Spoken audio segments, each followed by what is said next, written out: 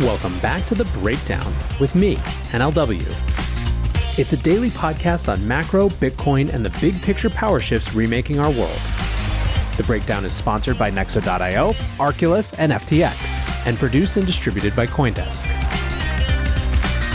What's going on, guys? It is Thursday, February 3rd, and today we are talking about the emerging battle to change how the IRS taxes mining and staking.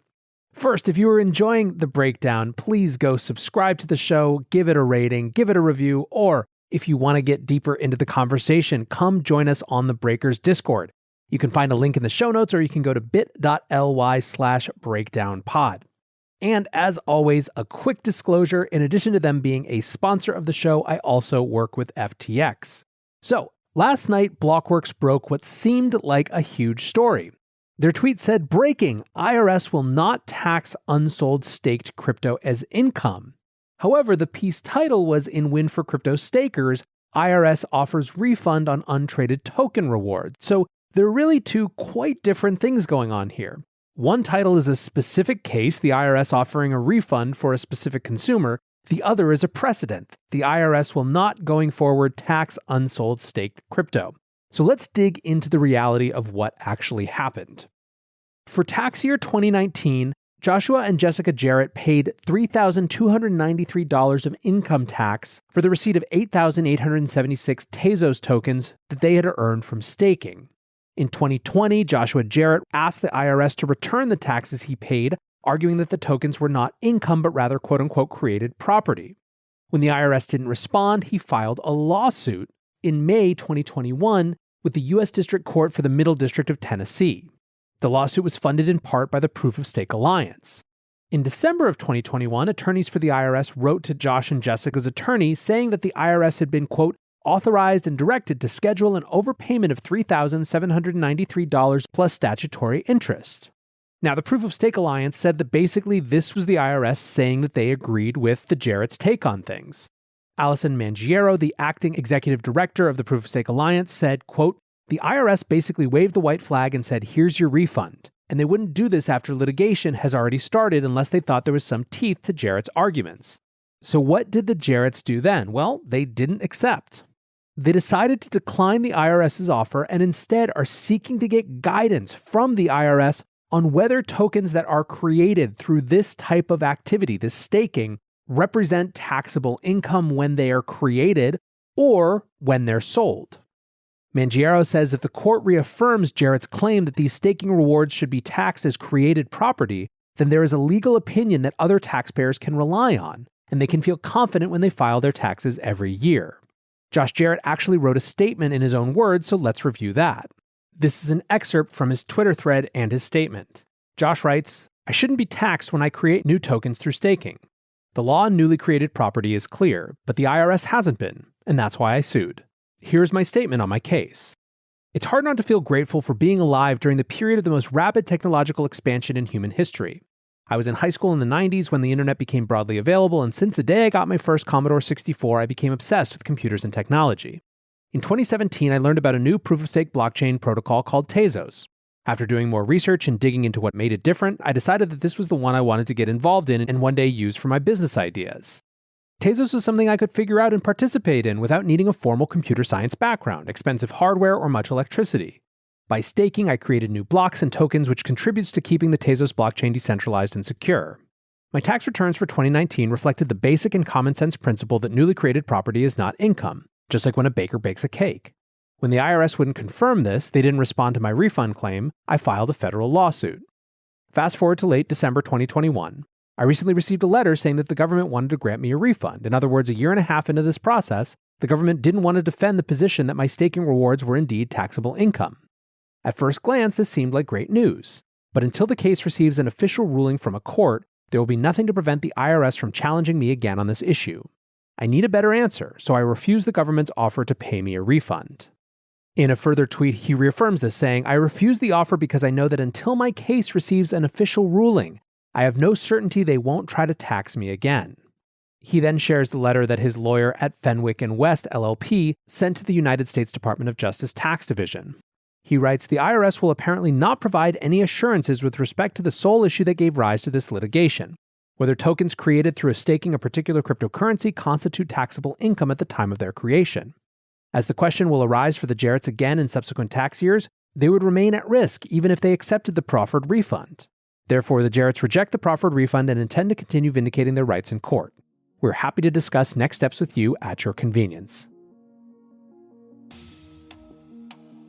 Nexo is a trusted and easy-to-use crypto platform where you can buy cryptocurrencies at the touch of a button and start earning up to 18% annual interest that is paid out daily. They support all of the major assets on the market and even allow you to swap one asset for another or borrow cash against your crypto without selling it. Nearly 3 million people in over 200 countries trust Nexo with their digital assets. So whether you're just getting started or you're a seasoned pro, get the most of your crypto today with Nexo at nexo.io.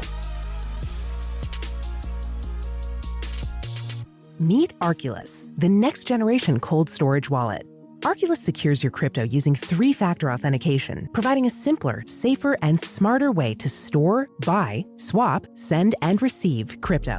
Arculus is offline cold storage. Your private keys are encrypted on the Arculus Key Card and are never online. Stay safe from hackers with no cords, no charging, no Bluetooth. Just crypto security made simple.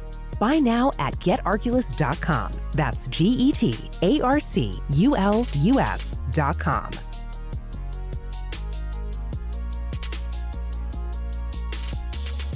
The breakdown is sponsored by FTX US.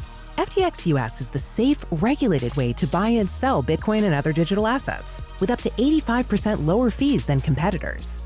There are no fixed minimum fees, no ACH transaction fees, and no withdrawal fees.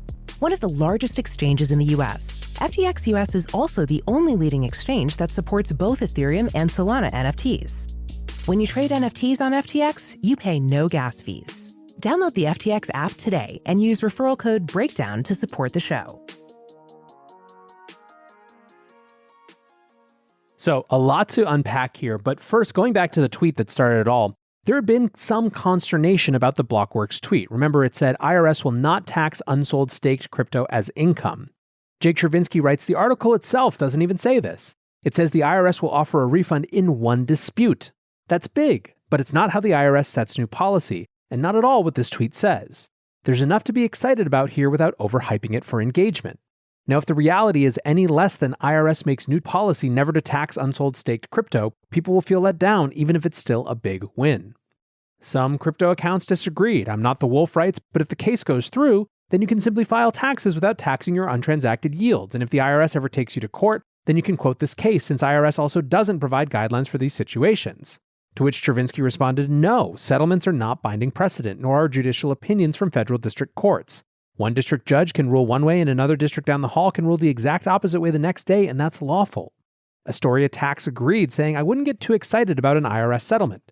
The IRS can settle cases for any number of reasons unrelated to tax law interpretation. Weak evidence, weak prosecuting team, resource allocation, etc. IRS settlement in one single case does not set precedent or guidance. Kobe, the host of Up Only, who needs no introduction, waded in to discuss whether this was just like mining income, writing, yeah, but mining is considered income, right? So receiving the staking reward could have been treated the same way as receiving the mining revenue. Matthew Nymig said, no, the idea is that mining or staking creates new property, which is not taxed until sold, but at ordinary income rates most likely. This is like if you planted tomato plants from seed, grew tomatoes, and were taxed when the tomatoes are ripe, as opposed to when you sell them.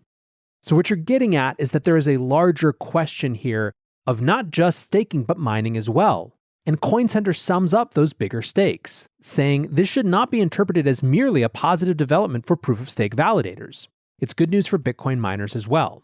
Any block reward from a permissionless cryptocurrency network, whether it's created through a proof-of-work mining, proof-of-stake validating, or some other mechanism, is most accurately described as the creation of value through one's own capital and labor, rather than the receipt of value from an employer. The network allows users to create wealth from their own resources. It does not pay people for their labor. Why is this the more sensible characterization? Creators of block rewards literally do not get paid by anyone. Who is the employer when you are working for the Bitcoin network? Just as truly permissionless decentralized networks lack third-party promoters upon whom users rely in the context of securities law, they also lack discernible employers and employees in the context of income tax law. To be clear, this does not mean that block rewards can or should be tax-free, simply that they should be taxed like crops, minerals, livestock, artwork, and assembly line widgets. They should be taxed when they are sold, not when they are created. Treating mining and staking rewards as newly created property rather than income is also the preferred approach of a bipartisan group in Congress, who sent the IRS a letter arguing for as much in August of 2020. Today's news brings us one step closer to winning that fight and one step closer to clear and reasonable tax policy for crypto in the US. This wasn't the only crypto tax discussion yesterday. Bloomberg published Intuit CEO warns of tax bill shock for Bitcoin and NFT traders. The CEO of Intuit said, "We're going to see a lot of that throughout tax season, where folks just didn't understand what they did. And there's a lot of millennials that really did a lot of trading without knowing what the implications are. They are shocked as to how much money they've lost or how much they owe because they were in essence gambling with their money." One specific question is on NFTs. In the middle of January, Bloomberg ran an article, "NFT investors owe billions in taxes and IRS sets sights on evaders." Here's how they describe the issue. When a creator sells an NFT, most tax experts agree that the profits should be considered ordinary income and be subject to a rate as high as 37%. Investors who buy the tokens owe capital gains taxes if they used another cryptocurrency for the purchase and when they sell it. Beyond that, the rules are murky. There are questions about whether tokens should be taxed like art collectibles, which comes with long-term capital gains rates of up to 28%.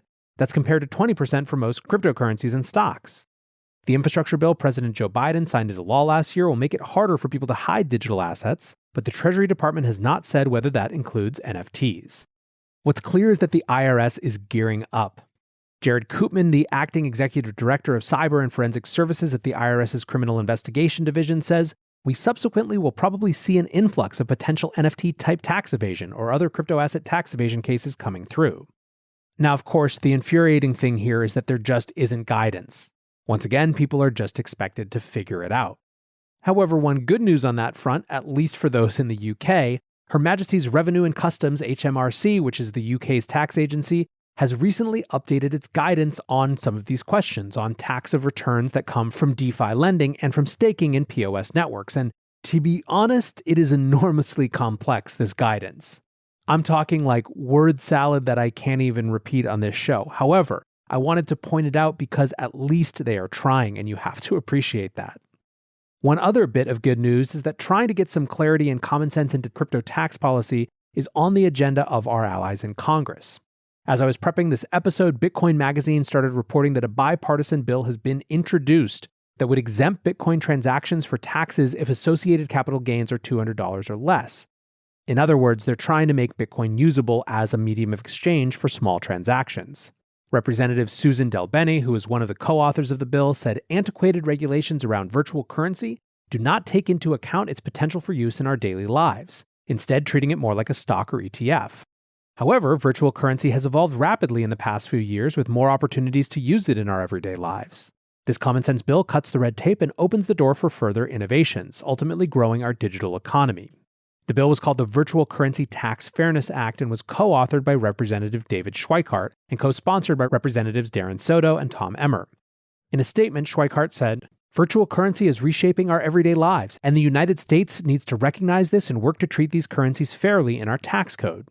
This legislation is an important step forward, and it lays the groundwork for growing the digital economy." Now, you might be at the end of this show and be just bored out of your face, right? Tax policy is not a thing that people want to spend a lot of time on, but a lot of these boring details have an outsized impact on how we interact with this space. So I'm glad that people are out there fighting the fight, and I'm looking forward to seeing more resolutions of that in the months and years to come. For now, I want to say thanks again to my sponsors, Nexo.io, Arculus, and FTX, and thanks to you guys for listening. Until tomorrow, be safe and take care of each other. Peace.